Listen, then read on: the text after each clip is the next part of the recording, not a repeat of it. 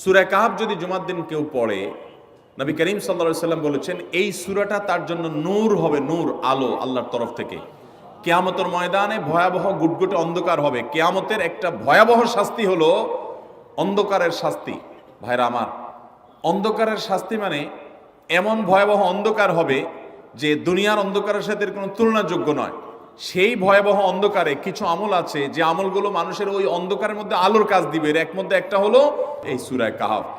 অন্য অনেক উলামা ইকরাম বলেছেন এর ব্যাখ্যা হলো সূরা কাহাফ যদি কেউ এক বৃহস্পতিবারে পড়ে, পরের বৃহস্পতিবার পর্যন্ত, এক শুক্রবারে যদি পড়ে, পরের শুক্রবার আগ পর্যন্ত পুরো সপ্তাহব্যাপী তার ভিতরে নূর, ঈমানের নূর, তাকওয়ার নূর, ইলমের নূর, আমলের নূর, ভালো মানুষ হওয়ার নূর তার ভিতরে আল্লাহ তাআলা সৃষ্টি করে দিবেন।